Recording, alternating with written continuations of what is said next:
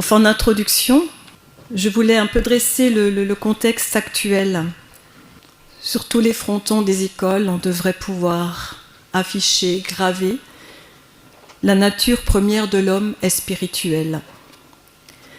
Très tôt, le petit enfant est capable de comprendre qu'il est d'abord une âme immortelle, vivant provisoirement dans un corps. L'éducation et l'instruction de l'être en devenir ne peuvent pas se concevoir sans cette perspective qui lui donne tout son sens. Quelques définitions. Alors j'ai cherché les définitions des mots éduquer, instruire. Alors la racine étymologique du verbe éduquer vient du latin educare, élever, nourrir, et de educere, faire sortir, élever.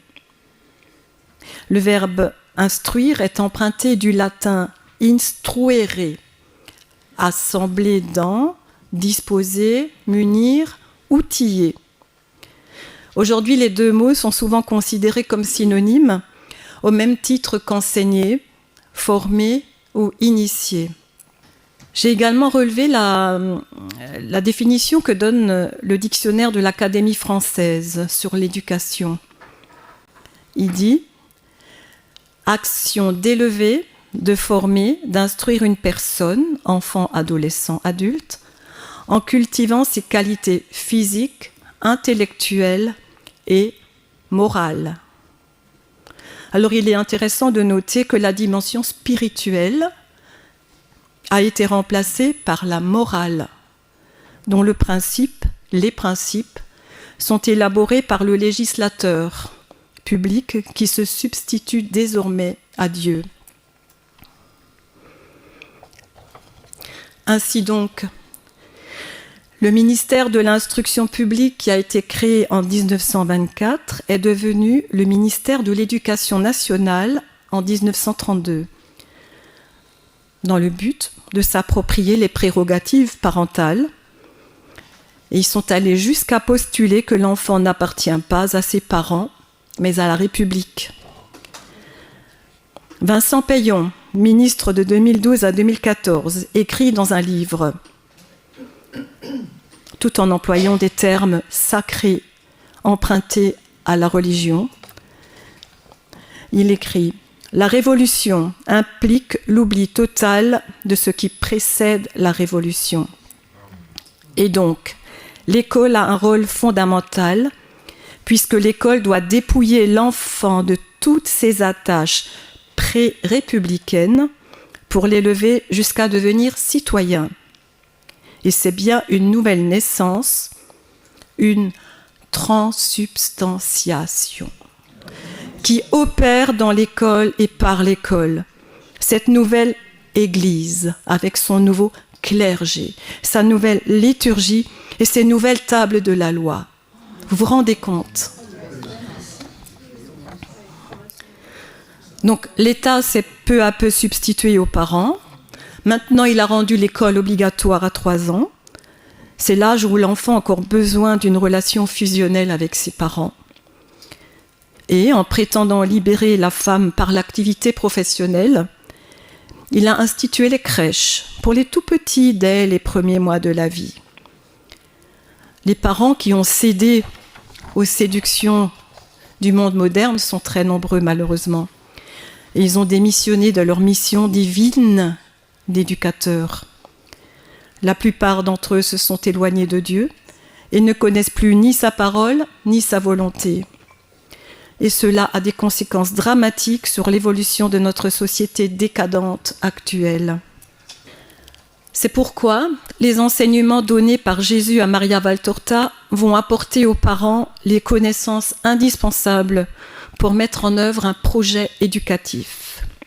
Certes, comme nous l'avons déjà dit l'autre jour, hier, les obstacles institutionnels sont nombreux et il est difficile de les contourner actuellement pour réaliser ce merveilleux projet voulu par Dieu. Car la religion laïciste n'a donné, ne donne et ne donnera que de mauvais fruits spirituels. Et d'ailleurs, elle ne peut pas perdurer dans le chaos qu'elle a généré. C'est pourquoi le monde a besoin d'acteurs conscients, déterminés à rétablir et à rebâtir autour de l'enfant tout un paradigme centré sur l'amour, guidé par la parole de Dieu. Car la vérité est une, contrairement à ce que l'héritage du siècle des Lumières a véhiculé. Elle est une, elle est celle de Jésus-Christ, vrai Dieu et vrai homme. Elle seule nous rendra libres, conformément à sa promesse. Mettons-nous donc à l'école de Jésus dans un esprit d'abandon ouvert à la vérité. Par sa parole et par son témoignage auprès des enfants, Jésus nous indique le chemin vers la sainteté et le bonheur éternel. Donc j'emploierai indistinctement les verbes éduquer et instruire. Voilà, c'était important pour moi de commencer en dressant ce contexte et en donnant ces précisions. Oui, les termes du religieux ont été dévoyés. Ils ont été récupérés par les laïcistes, les républicains. Voilà, donc on va s'intéresser à l'enfant maintenant. Il s'appelle Marziam, futur Martial, Jacques, Benjamin, Martial, Marie, Marc, Michaël, Marie, Joseph, Jésaïe, Jésus, Alphée, Jean, Ruben, Élisée, Isaac, etc. Il y en a beaucoup, beaucoup. Ce sont les jeunes héros de la vie cachée et de la vie publique de Jésus. Des héros dans des corps d'enfants, adultes spirituellement dès leur plus jeune âge. En commentaire de cette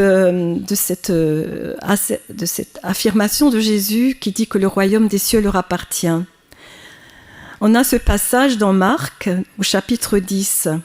« Laissez venir à moi les petits enfants. » Jésus dit « Laissez les enfants venir à moi, ne les empêchez pas, car le royaume de Dieu est à ceux qui leur ressemblent. Amen, je vous le dis. Celui qui n'accueille pas le royaume de Dieu à la manière d'un enfant n'y entrera pas. » On a donc le pendant, l'équivalent dans l'œuvre de Maria Valtorta. Donc tous les épisodes que je vais citer aujourd'hui sont extraits de l'évangile tel qu'il m'a été révélé, donc de la vie publique de Jésus. À Béthanie, un dimanche 29 mars, Jésus se trouve avec les apôtres et les disciples et une foule nombreuse dans le verger de Béthanie. Il enseigne, il guérit. Et Maria écrit, et il se penche pour caresser des enfants tout doucement, quittant leurs parents, et se sont approchés de lui. Quelques mères les imitent en lui apportant des enfants dont la marche n'est pas sûre ou qui sont encore au sein. Bénis nos enfants, toi béni, pour qu'ils soient des amis de la lumière, disent les mères. Et Jésus leur impose les mains pour les bénir. Cela produit un remous dans la foule. Les apôtres, qui constituent un peu le service d'ordre de Jésus, on va dire, en partie parce qu'ils sont énervés par la méchanceté habituelle des scribes et des pharisiens, et en partie par pitié pour Lazare, qui risque d'être renversé, qui est très malade à ce moment-là, qui risque d'être renversé par les flots de parents qui apportent les petits à la divine bénédiction. Donc les apôtres se fâchent et crient, en grondant tel ou tel, en repoussant l'un ou l'autre, surtout les enfants venus seuls. Mais Jésus, doux, affectueux, leur dit « Non, non, ne faites pas cela. N'empêchez jamais les enfants de venir à moi, ni leurs parents de me les apporter. C'est justement à ces innocents qu'appartient le royaume. Eux seront innocents du grand crime, et ils grandiront dans ma foi. Laissez-les donc pour que je me consacre à elles. Ce sont leurs anges qui me les conduisent. » Chapitre 378.8. Ensuite, le plus grand dans le royaume des cieux, que l'on retrouve dans Matthieu 18. À ce moment-là, les disciples s'approchèrent de Jésus et lui dirent « Qui donc est le plus grand dans le royaume des cieux ?» Alors Jésus appela un enfant et le plaça au milieu d'eux. Vous connaissez la suite. Et donc là aussi, Jésus se trouve à Capharnaüm, le mardi 20 février de l'année 29. Il va s'asseoir près d'un puits et c'est là que le rejoignent les disciples. Il leur dit, les disciples étaient en train de mesurer leurs prérogatives respectives, parce qu'ils lui demandent qui est le plus grand, est-ce que moi, est-ce que c'est qui, Jésus, qui? Alors Jésus leur répond, donc ça c'est la version dans Maria Valtorta. Vous vous demandez lequel d'entre nous est le plus grand dans le royaume des cieux?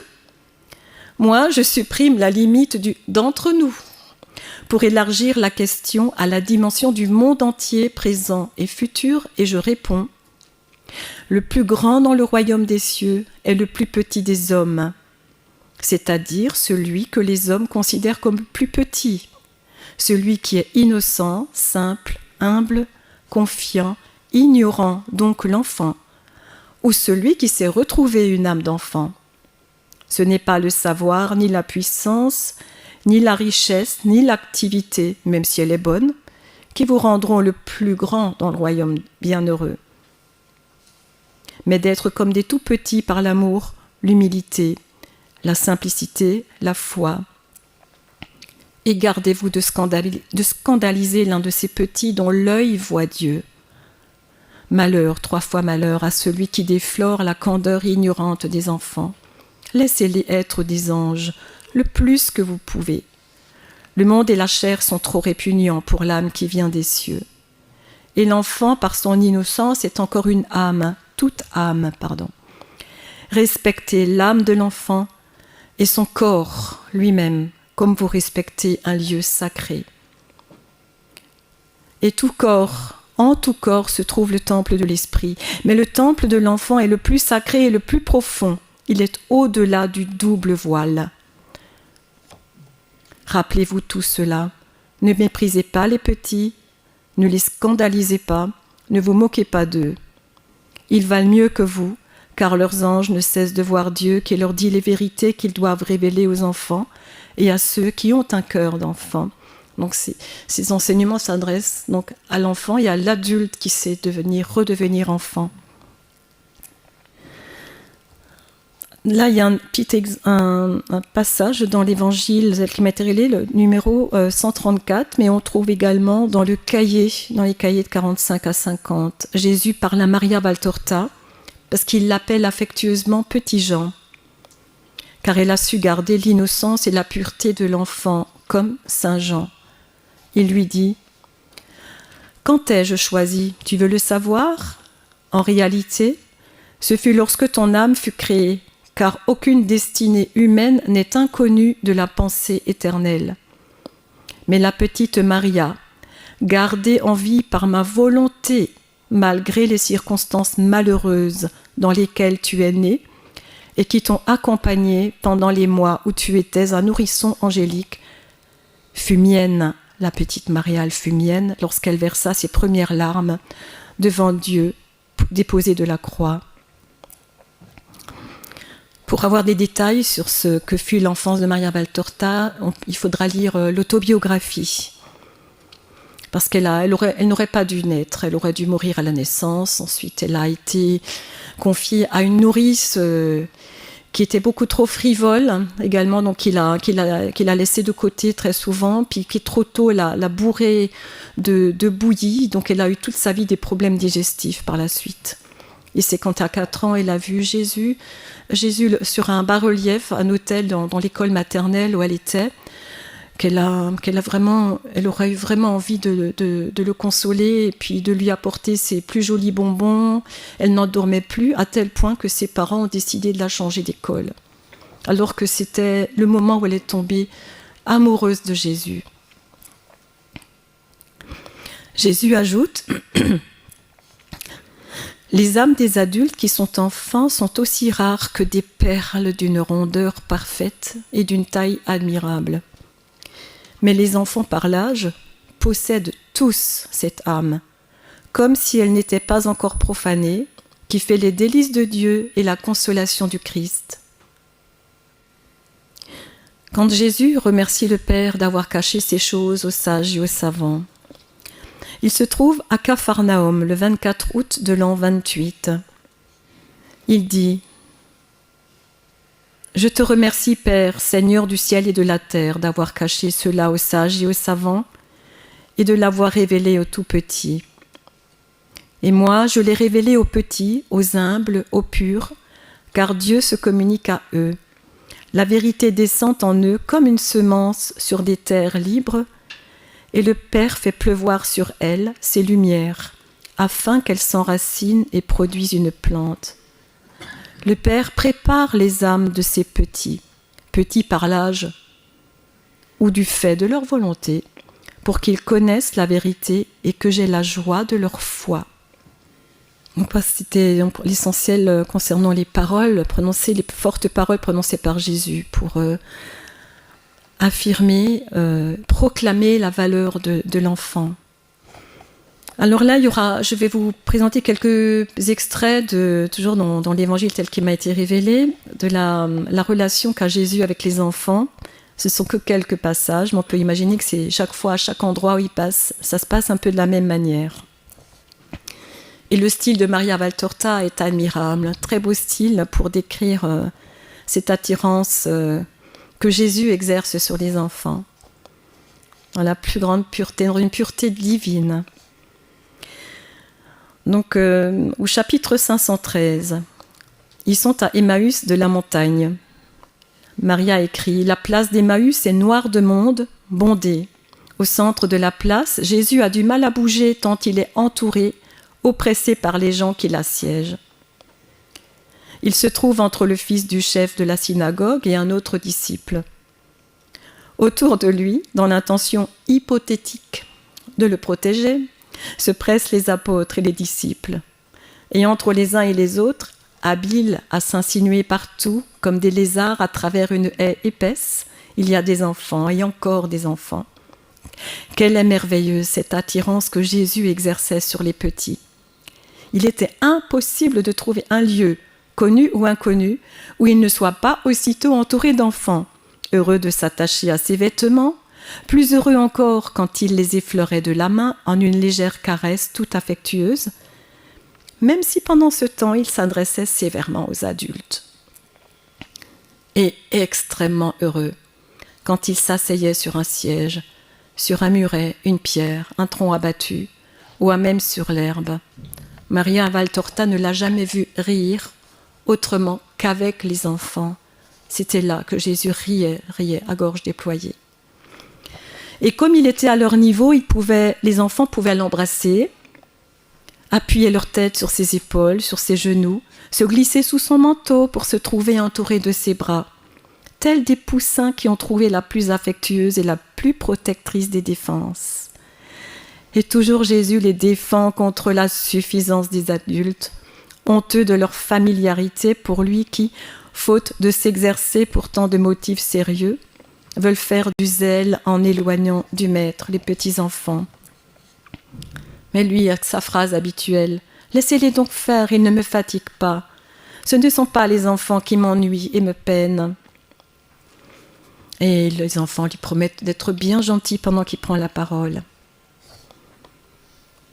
À Nazareth, l'évangile, le chapitre 57 de l'évangile, ça c'était le premier retour de Jésus à Nazareth. Donc les enfants se pressent autour de lui, avec plein de questions. « Tu es revenu ? Tu vas rester ici maintenant ? J'ai encore cassé la roue de mon charton. Tu sais, Jésus, j'ai une petite sœur et on l'a appelée Marie. Le maître m'a dit que je sais tout et que je suis un vrai fils de la loi. Sarah n'est pas là car sa maman est très malade. Elle pleure parce qu'elle a peur. Mon frère Isaac s'est marié. Il y a eu une grande fête. » Jésus écoute, caresse, félicite, promet de l'aide. Ces quelques remarques des enfants, en fait, nous résument la vie cachée de Jésus. On voit un peu, il était là, c'était le fils du charpentier qui réparait les jouets des enfants. C'était l'ami, le confident des enfants, celui qui avait toujours une écoute, une écoute bienveillante qui les édifiait, qui les mettait en confiance. et oui, qui étaient bien établis à Nazareth. Ils faisaient partie de leur environnement proche. Capharnaüm, chapitre 64. Jésus commence à parler. Au premier rang, 5 personnages de haut rang ont d'autorité pris la place, grâce à la crainte qu'ils inspirent au peuple. Leurs larges manteaux, leurs riches habits et leur orgueil, tout indique que ce sont des pharisiens et des docteurs. Jésus, cependant, tient à avoir autour de lui ces petits, une couronne de petits visages innocents, aux yeux lumineux et aux sourires angéliques qui se lèvent pour le contempler. Jésus parle, et comme dans la scène décrite précédemment, tout en parlant, il caresse de temps à autre les cheveux frisés d'un bambin assis à ses pieds, qui tient sa tête appuyée sur ses genoux. Et Jésus est assis sur un grand tas de filets et de paniers pour être un peu en hauteur. Autre exemple, à Rama, dans la maison de Thomas, chapitre 363. Maria écrit « Quand Jésus paraît sur le seuil, qui pourrait retenir cette marmaille ? Elle ressemble à une couvée qui sort du nid après une nuit de repos. » Et Jésus reçoit le choc de cette ribambelle turbulente et gentille qui s'abat contre ses genoux et l'enserre, levant des frimousses en quête de baisers, et qui ne peut se calmer malgré les avertissements paternels ou maternels, ou même quelques tapes que Thomas distribue pour rétablir l'ordre. « Laisse-les faire, si tout le monde pouvait être comme eux !» s'exclame Jésus, qui s'empresse de satisfaire tous ces bons petits diables. Emmaüs de la Plaine. Petit personnage, je sais que Hélène aime beaucoup, le petit Michael. À Emmaüs de la Plaine, chapitre 405. Voilà une histoire à raconter, à lire tout petit. Jésus et ses apôtres dorment sur le foin dans une grange. Les propriétaires de la maison arrivent avec leurs enfants. Il y a le petit Michael, je ne sais pas, 5-6 ans, 4-5-6 ans, se détache du groupe attiré par Jésus. Alors, qu'est-ce qu'il va faire ? Il va rejoindre les disciples. Il a vu Jésus. Il essaye d'enjamber les disciples allongés pour aller de nouveau regarder Jésus. Mais ses jambes sont trop courtes pour passer au-dessus des corps musclés des adultes et il bute en tombant sur Matthias, le disciple. Et Matthias voit le petit visage attristé presque aux larmes. Il lui dit « Viens ici, je vais te mettre entre Jésus et moi, mais reste silencieux et ne bouge pas. Laisse-le faire dodo car il est fatigué. » Et le petit bonhomme heureux s'assied et reste en admiration devant le beau visage de Jésus. Il le regarde, l'étudie, et il a bien envie de lui faire une caresse, de toucher ses cheveux d'or. Mais Matthias ne le lui permet pas. S'ensuit ensuite une discussion hautement théologique entre Matthias et Michael, mais qui fera l'objet de la partie de demain, parce que demain nous parlerons des enseignements pour petits et grands. Là, je voulais surtout mettre l'accent sur l'attirance qu'exerce Jésus sur les petits-enfants. Et à un moment donné, Jésus ne dormait pas, évidemment, il a tout entendu. Il ne peut plus s'empêcher. Il dit « Viens ici, mon enfant ». Ah, Michael ne se le fait pas dire 2 fois. Il se renverse sur Jésus, le caresse, lui donne des baisers, touche son front du doigt et aussi ses sourcils, ses cils blonds, en se regardant dans les yeux bleus, en caressant sa barbe et ses cheveux soyeux, et en disant à chaque découverte « Comme tu es beau, beau, beau !» Donc les questions auxquelles Jésus répond, nous les aborderons demain. Un autre passage intéressant, je trouve qu'il a beaucoup d'implications quand on réfléchit bien à l'attitude de Jésus, à l'intérêt que Jésus porte à l'enfant. Donc là, on est au chapitre 289. Ils font une halte dans une hôtellerie à Gerasa pendant le sabbat. Ils sont en présence du marchand Alexandre Misas. Les femmes sont présentes, la Vierge Marie est présente aussi. Donc, les adultes se reposent dans leur chambre ou dans la cour. Et pendant ce temps, Marziam, notre futur Martial, j'espère qu'il prie pour nous, observe avec enchantement la façon dont les chameliers s'y prennent avec les chameaux.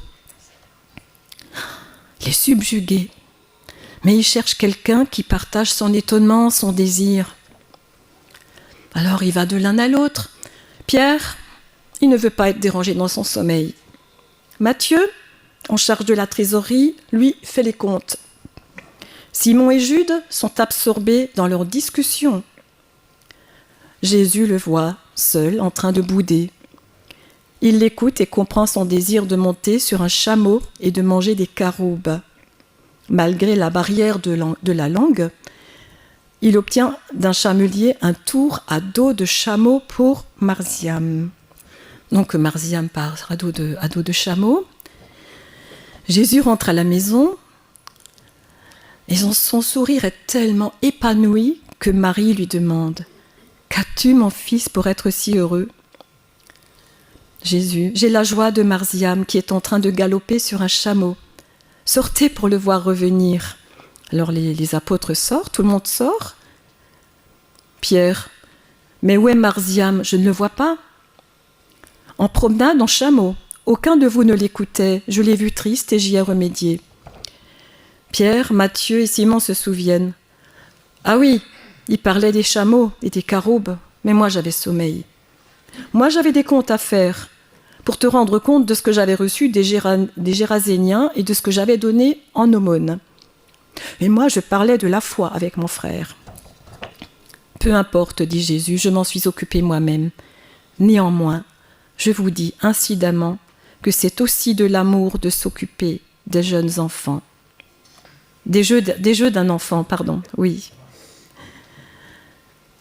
Donc Marziam revient et il s'élance vers Jésus en s'écriant « Que c'est beau! C'est sur ces bêtes que les sages d'Orient sont venus t'adorer.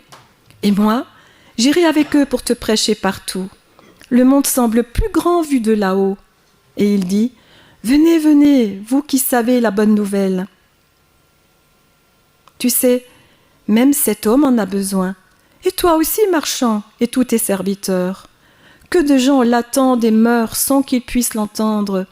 Plus de gens que de grains de sable dans le fleuve. Tous ils sont sans toi, Jésus.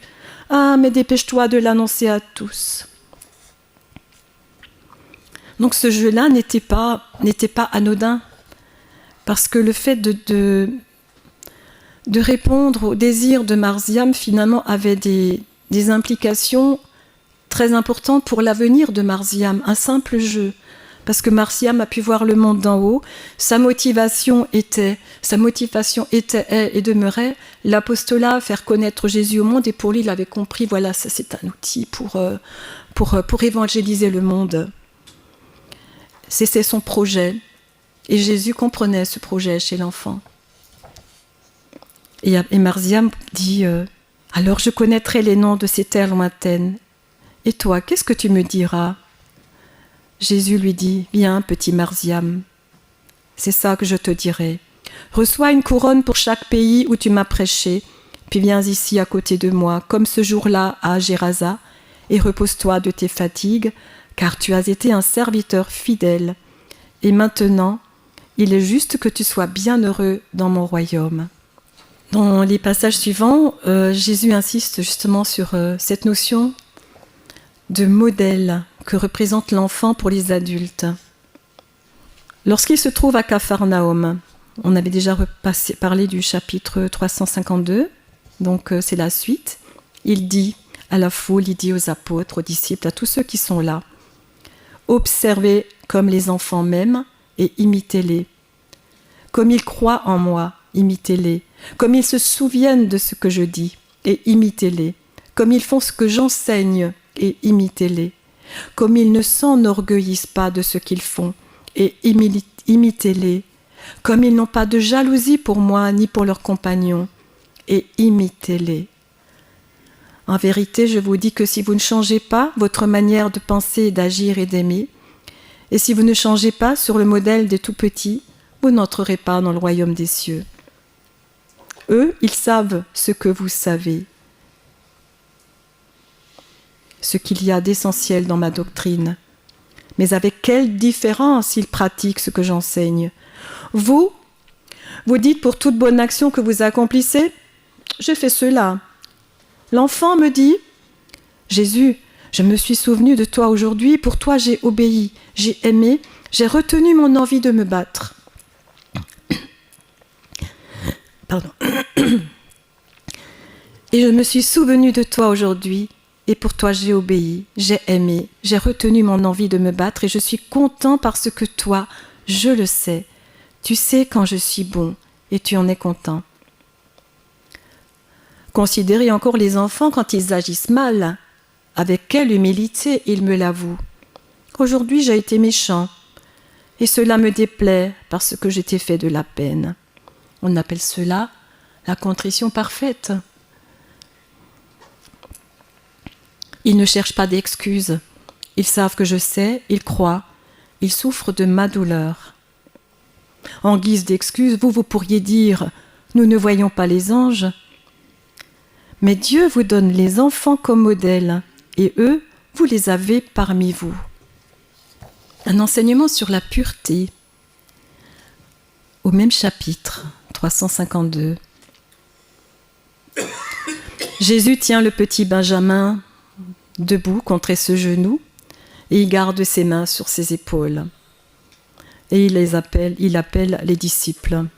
« Venez autour de moi et écoutez le dernier enseignement de la journée, vous qui célébrez sans cesse vos mérites, et pensez à vous adjuger une place en rapport avec eux. Vous voyez cet enfant? Il est dans la vérité plus que vous.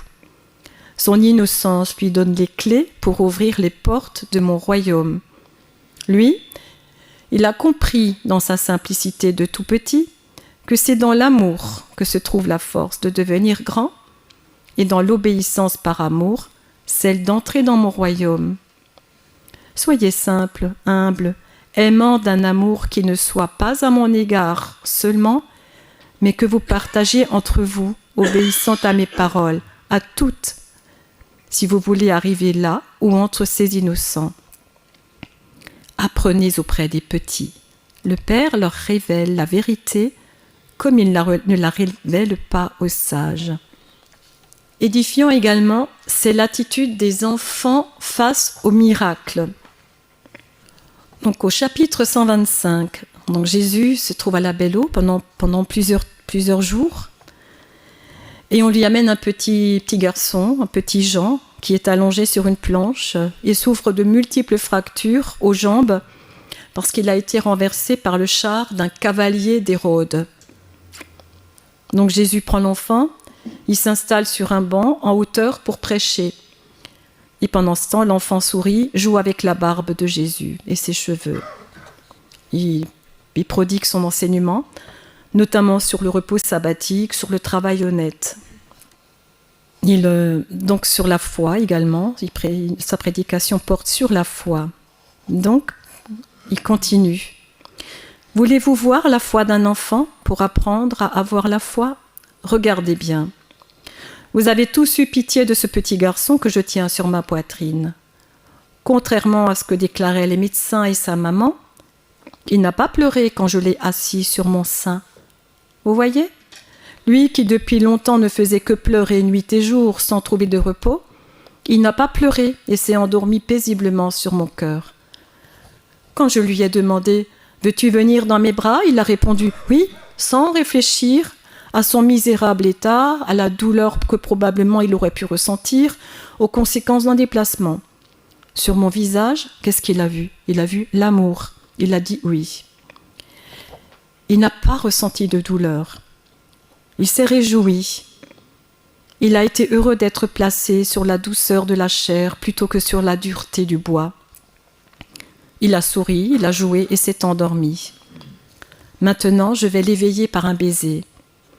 Et Jésus dépose un baiser sur les cheveux du bambin qui s'éveille. « Comment t'appelles-tu ?»« Jean. »« Écoute, Jean, veux-tu marcher, aller voir ta maman et lui dire « Le Messie te bénit en raison de ta foi ?»« Oui, oui. Le petit garçon bat des mains et lui demande « Tu vas me faire marcher sur les prés ? Je n'aurai plus cette méchante plante si dure ? Plus de médecins qui font mal ? Plus jamais. Ah, comme je t'aime !» Il jette ses bras au cou de Jésus et l'embrasse. Puis il saute à genoux sur les genoux de Jésus et lui donne une grêle de baisers sur le front, les yeux, les joues. Dans sa joie, l'enfant ne s'est même pas aperçu qu'il pouvait remuer, lui qui est jusqu'alors brisé. Mais les cris de sa mère et ceux de la foule le secouent et le font se retourner avec étonnement.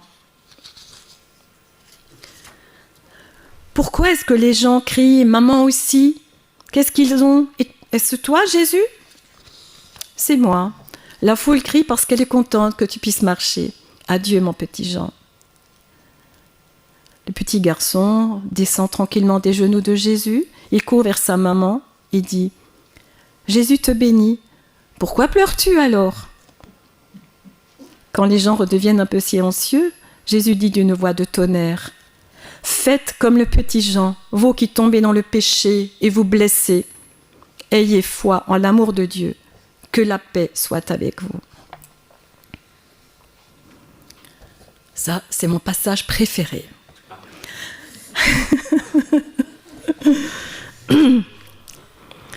Je ne vais pas rapporter que la réaction de Marziam. Il faut vraiment entendre la réaction en opposition, celle des adultes qui sont là. Donc, apportez-moi des paniers, dit Jésus, 17, un pour chacun. Marziam distribuera la nourriture aux enfants. Donc, il y a un scribe qui est présent, je crois que c'est le scribe Jean, oui.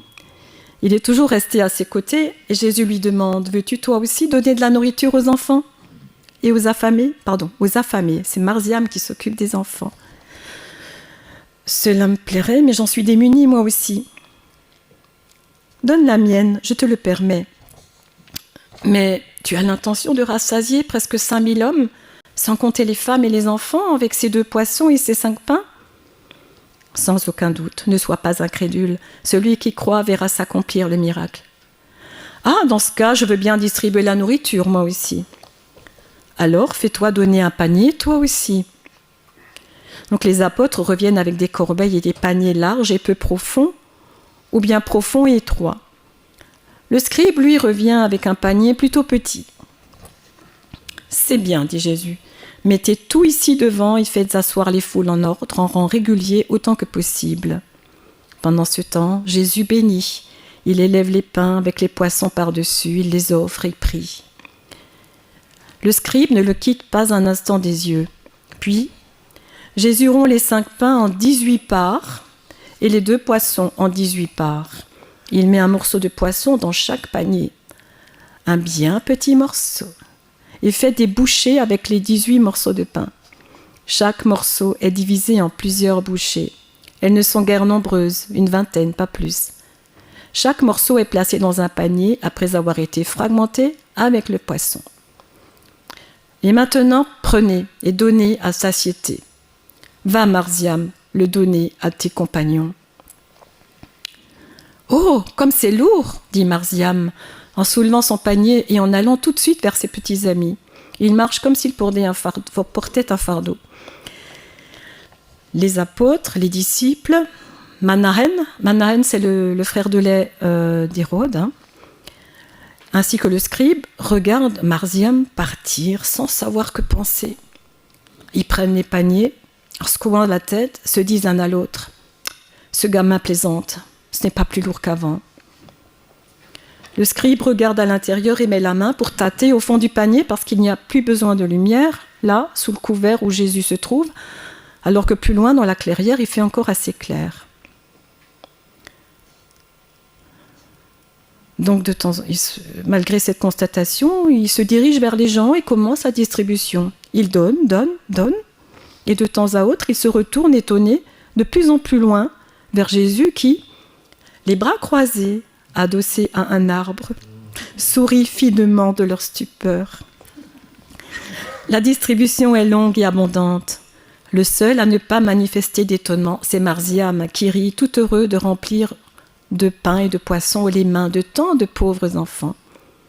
il est aussi le premier à revenir vers Jésus en disant « J'ai donné beaucoup, beaucoup, beaucoup, parce que je sais ce qu'est la faim. » Marziam était orphelin de père et de mère. Il avait erré dans les bois, comme un petit enfant sauvage, comme un petit animal. Il était nourri par son grand-père en secret pour ne pas être découvert par les pharisiens propriétaires des lieux. Donc il a été recueilli par Jésus et les apôtres. Donc les apôtres et les disciples reviennent peu à peu, muets de stupeur. Le dernier, le scribe, cette fois-ci, il ne dit rien. Mais il fait un geste qui vaut plus qu'un discours. Il s'agenouille et baise la frange du vêtement de Jésus.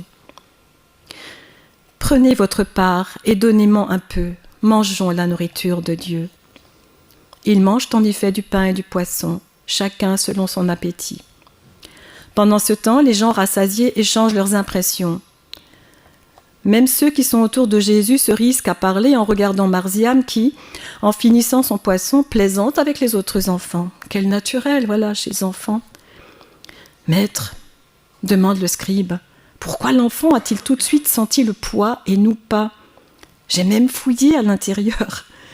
Il n'y avait toujours que ces quelques bouchées de pain et cet unique morceau de poisson.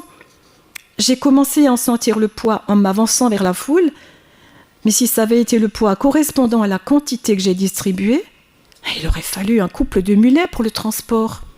Pas un panier, mais un char plein, chargé de nourriture. Au début, j'y allais avec parcimonie, puis je me suis mise à donner tant et plus, et pour ne pas être injuste, je suis revenue vers les premiers en faisant une nouvelle distribution, parce que je leur avais donné peu de choses. Et pourtant, il y a eu suffisamment. Jean. Moi aussi, j'ai senti que le panier s'alourdissait au fur et à mesure que j'avançais. Et j'ai donné tout de suite, abondamment, car j'ai compris que tu avais fait un miracle. Donc, la pureté de Jean. Manahen. Personnellement, je me suis arrêtée et me suis assis pour renverser sur mon vêtement le fardeau et me rendre compte. Alors j'ai vu des pains en quantité et je lui suis allée. Barthélemy. Moi, je les ai même comptés pour ne pas faire piètre figure. Il y avait 50 petits pains. Je me suis dit, je vais les donner à 50 personnes, puis je reviendrai. Et j'ai compté. Mais arrivé à 50, le poids était toujours le même. J'ai regardé à l'intérieur, et il y en avait encore autant. Je suis allée de l'avant et j'en ai donné par centaines. Mais cela ne diminuait jamais. Thomas. Notre Thomas qui doute. Qui doutait, qui ne doute plus. Moi, je le reconnais, je n'y croyais pas. J'ai pris dans mes mains les bouchées de pain et ce petit morceau de poisson et je les regardais en pensant « À quoi cela va servir ?» Jésus a voulu plaisanter, surtout que Thomas aime plaisanter.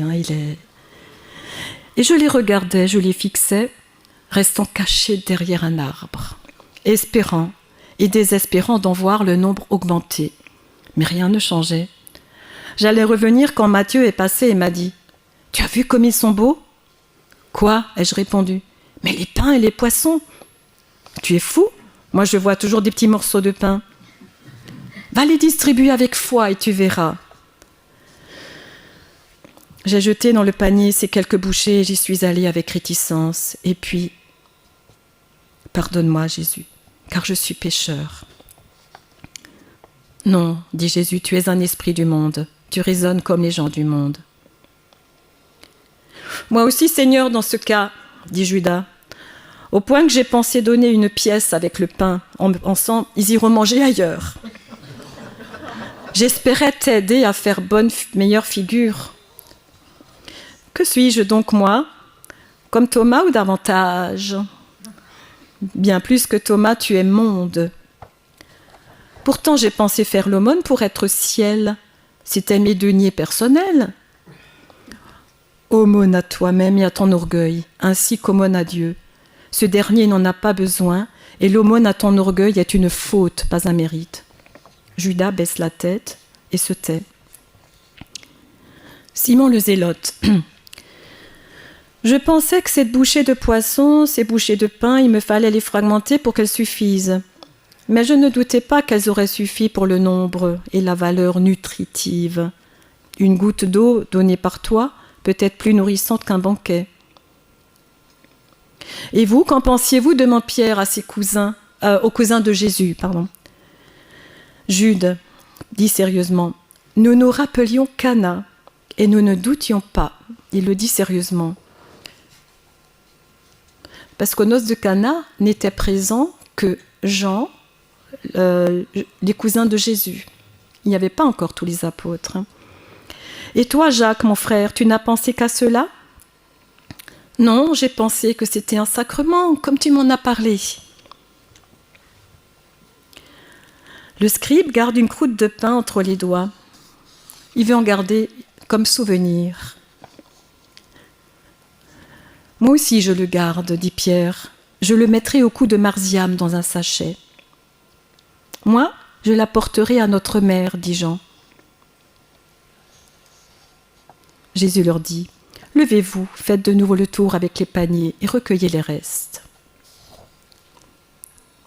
Un autre cas d'enfant, le petit Marc, il n'en est pas beaucoup question dans l'œuvre, il est un petit peu au service de la maison de Béthanie.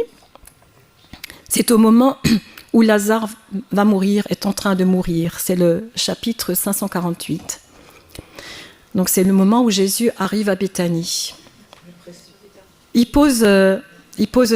voit arriver les apôtres, et il pose sa cruche par terre et à toute vitesse, il s'en va vers la maison.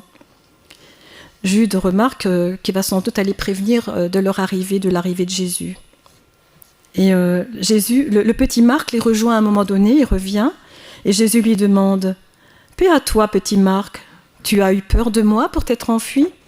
« Oh non, Seigneur, je n'ai pas eu peur, mais comme pendant plusieurs jours, Marthe et Marie ont envoyé des serviteurs sur nos routes pour voir si tu venais, maintenant que je t'ai vu, j'ai couru leur annoncer ton arrivée. »« Tu as bien fait, les sœurs vont préparer le cœur à me voir. » Ben non, l'enfant, qu'est-ce qu'il a recueilli? Il a recueilli des gifles de la part de juifs qui étaient là, qui l'ont traité de menteur, de sot, etc. Donc il a les joues toutes rougies, il dit à Jésus, « Regarde mes joues rouges, elles me brûlent. » Et on m'a poussé dehors en ajoutant, « Voilà, pour te purifier d'avoir regardé un démon. » Et je t'observais pour voir si tu étais devenu démon, mais je ne le vois pas. Tu es toujours mon Jésus, beau comme les anges dont parle maman. Donc Jésus va lui souffler sur les joues, va enlever cette brûlure. Et Jésus lui dit, alors d'abord l'enfant, il se souvient qu'il a laissé son broc par terre parce que maman attend l'eau, et puis finalement Jésus lui dit, dépêche-toi, allez. Mais c'est que je voulais entrer avec toi et te voir accomplir le miracle. Et il achève, et voir la tête qu'ils vont faire pour me venger des gifles.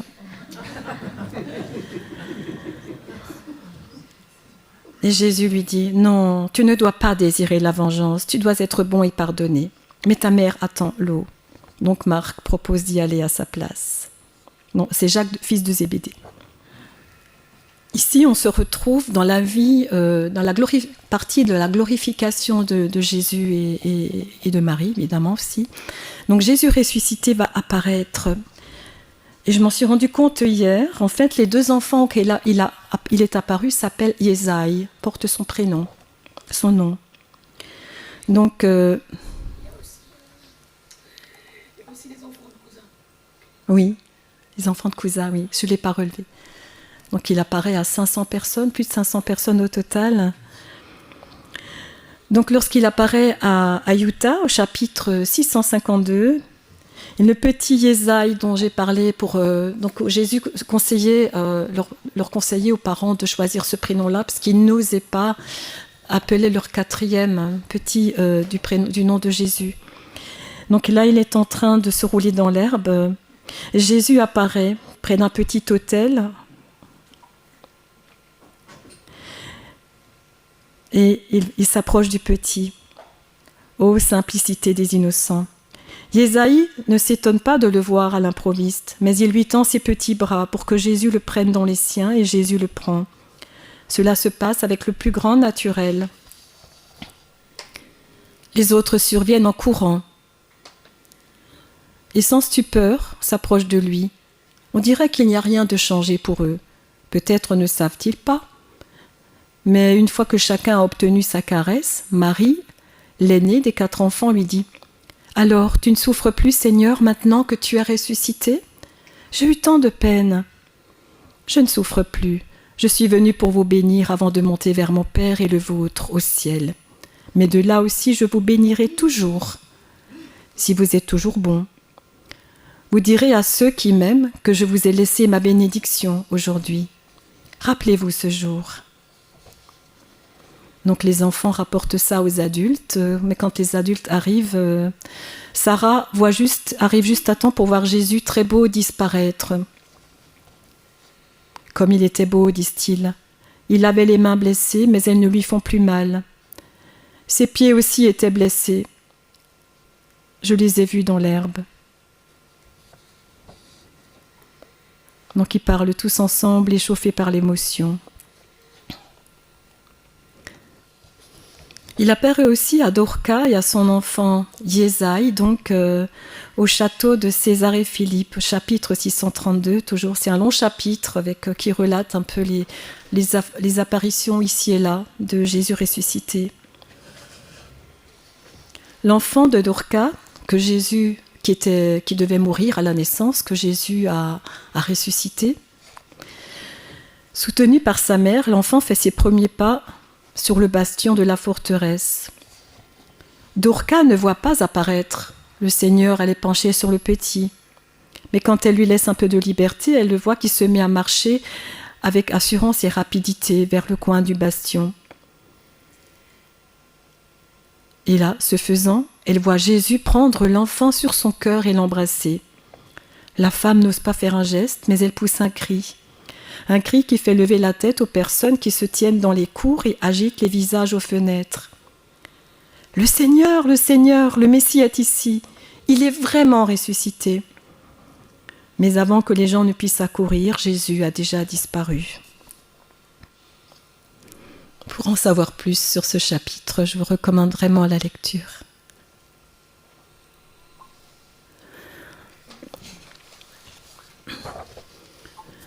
Nous allons évoquer maintenant la maturité spirituelle de l'enfant, même si elle transparaît déjà dans tout ce qui a été dit. Au chapitre 7, donc tout au début de l'œuvre,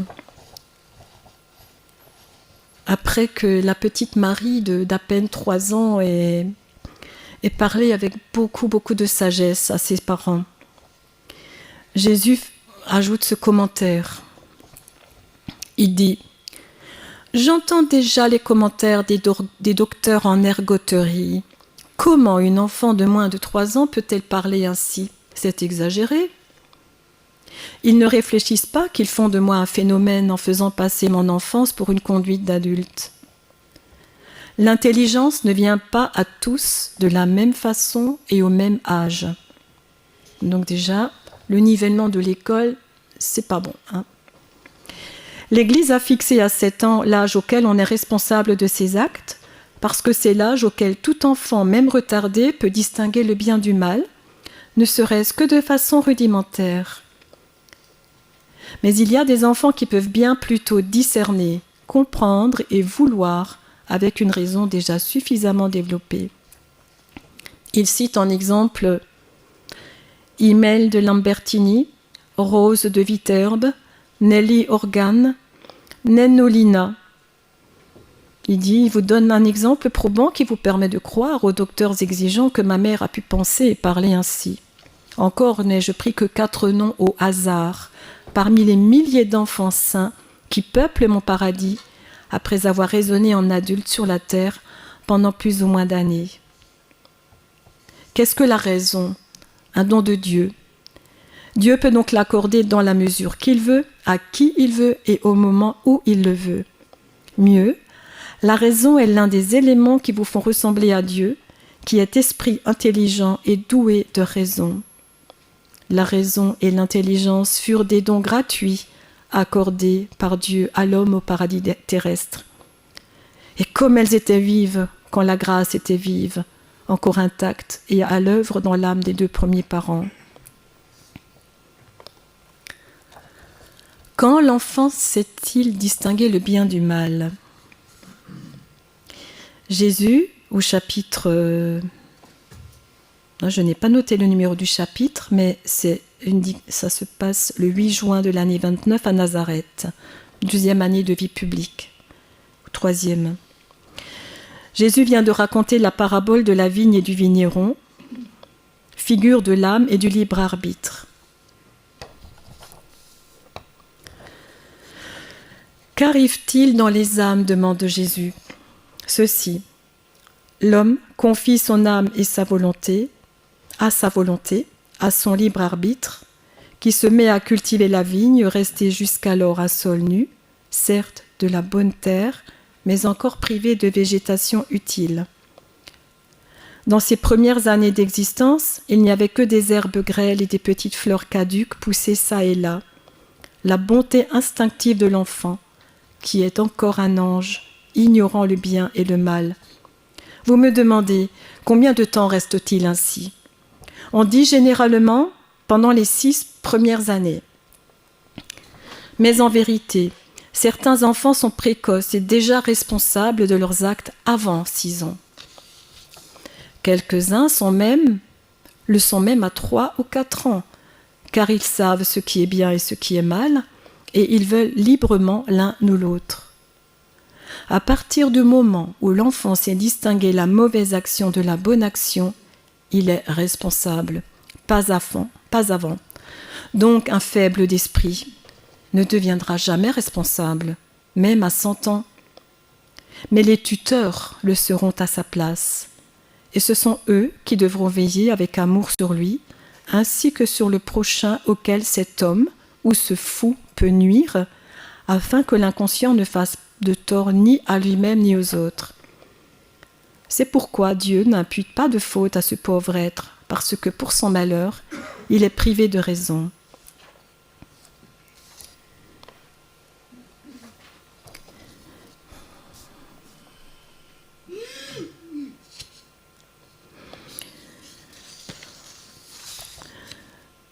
Il y a un chapitre, le chapitre 184, où on retrouve le petit Benjamin de Magdala, qui fait vraiment preuve de discernement des esprits. Et je vais surtout me concentrer sur ce qu'il dit lorsqu'il va d'un apôtre à l'autre.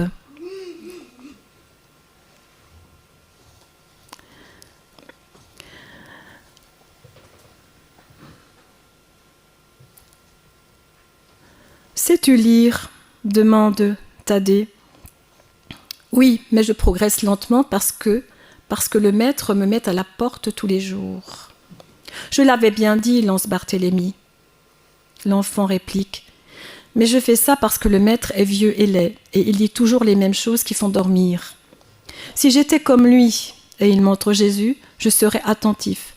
Est-ce que tu frappes, toi, ceux qui dorment ou qui jouent ? Jésus, je ne frappe personne, mais je dis à mes élèves, soyez attentifs pour votre bien et par amour pour moi. Oui, c'est ça, par amour, oui, pas par peur. Si tu deviens bon, le maître t'aimera. Tu n'aimes que celui qui est bon ? Il y a un instant, tu as dit que tu t'es montré patient envers celui qui n'était pas bon. La logique des enfants est rigoureuse. Jésus, je suis bon avec tous, mais j'aime beaucoup, beaucoup celui qui devient bon, et avec lui, je suis vraiment, vraiment bon. L'enfant réfléchit, puis il lève la tête et demande à Matthieu, « Toi, comment as-tu fait pour devenir bon ?»« Je l'ai aimé. » L'enfant réfléchit encore, puis il regarde les 12 et dit à Jésus, « Ils sont tous bons, eux ?»« Bien sûr qu'ils le sont. »« Tu en es certain ? Parfois, je suis sage. » Mais c'est quand je veux faire de plus grosses bêtises. Tout le monde rit bruyamment. Le petit bonhomme en veine de franchise se mêle à ses rires. Même Jésus rit. Il le serre sur son cœur et lui donne un baiser. L'enfant, qui désormais est bien avec tout le monde, veut jouer et il dit « Maintenant, je vais te dire qui est bon. » Et il commence son choix. Il les observe tous et va directement vers Jean et André, qui sont proches, et dit « Toi et toi, venez ici. » Puis il choisit les 2 Jacques et les réunit aux 2 premiers. Il prend ensuite Jude. Il reste très pensif devant Simon le Zélote et Barthélemy et dit « Vous êtes vieux, mais vous êtes bons. » Il les réunit eux aussi aux autres. Il examine Pierre, qui subit ce test en faisant des œillades comiques, et il le trouve bon. Matthieu aussi passe l'examen, et Philippe de même. À Thomas, il dit « Tu ris trop, moi je suis sérieux. Ne sais-tu pas que mon maître dit que celui qui rit toujours ratera son examen ?» Mais en somme, Thomas passe aussi, avec une mauvaise note, mais il est reçu à l'examen. Puis l'enfant retourne vers Jésus. « Eh, dis donc, gamin, il y a encore moi, je ne suis pas un arbre, je suis beau et jeune. Pourquoi ne m'examines-tu pas ?» Qui a parlé ? Judas. « Parce que tu ne me plais pas. Maman dit que quand quelque chose ne plaît pas, on ne doit pas y toucher. On les laisse sur la table pour que d'autres, à qui cela peut plaire, puissent le prendre.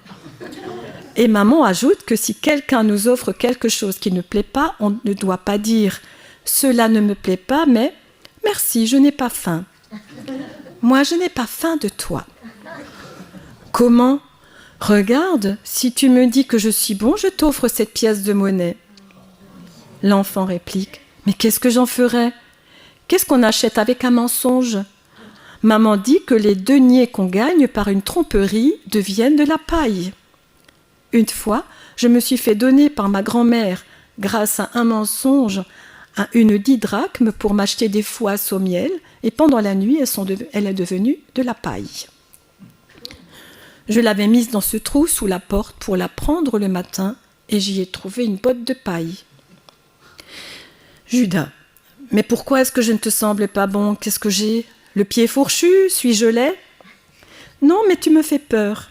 Pourquoi donc ? Demande Judas en s'approchant de lui. Je ne sais pas, laisse-moi tranquille. Ne me touche pas, sinon je te griffe. Quel hérisson, il est fou. Judas rit jaune. Je ne suis pas fou, c'est toi qui es méchant. Sur ce, l'enfant court se réfugier sur le sein de Jésus qui le caresse sans mot dire. Les apôtres échangent des plaisanteries sur l'incident qui est peu reluisant pour Judas. Un peu plus tard, Jésus prend l'enfant et il dit « Écoutez, j'ai ici sur les genoux un garçon qui a parlé avec beaucoup de sagesse. Il a dit « Tout ce qu'on obtient par tromperie devient de la paille. » Sa mère lui a enseigné cette vérité. Ce n'est pas une fable. C'est une vérité éternelle. Ce qu'on fait sans honnêteté ne réussit jamais. En effet, mentir en parole, en acte, en matière de religion est toujours le signe d'une alliance avec Satan, le maître du mensonge.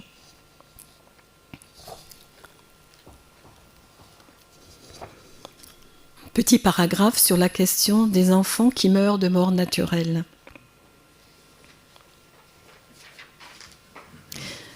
Chapitre 555. Le 5 janvier de l'année 30, à Éphraïm, Jésus donne un enseignement nocturne à Simon-Pierre pour l'initier à l'examen des consciences, à sa mission de futur prêtre. Et à la fin de cette discussion, l'apôtre interroge Jésus sur le sens de la souffrance et de la mort des enfants. Jésus, tu veux dire ceux qui ne savent pas encore souffrir ? Sais-tu quand Dieu parle en eux ? Le langage de Dieu est d'ordre spirituel. L'âme le comprend, or elle n'a pas d'âge. Pour ce qui est de la capacité à comprendre Dieu, je vais même jusqu'à affirmer que l'âme d'un enfant, étant sans malice, est plus adulte que celle d'un vieillard pécheur. Je t'affirme, Simon, que tu vivras assez pour voir de nombreux petits enseigner aux adultes, et aussi à toi-même, la sagesse de l'amour héroïque. Mais en ces petits qui décèdent de mort naturelle, c'est Dieu qui opère directement, pour les raisons d'un amour si élevé que je ne puis te l'expliquer, car elles découlent des sagesses écrites dans les livres de la vie et qui ne seront lues qu'au ciel par les bienheureux. Lues, ai-je dit, mais en vérité il suffira de regarder Dieu pour connaître non seulement Dieu, mais également son infinie sagesse. Je termine par une parole que Jésus dit à Lazare. Il dit à un adulte, donc Lazare ressuscité, et puis qui nous concerne tous en tant que parents ou futurs parents, et qui nous donne les clés pour rendre nos âmes semblables à celles des petits-enfants. Donc c'est un long chapitre, le chapitre 550, et j'ai retenu ce passage-là.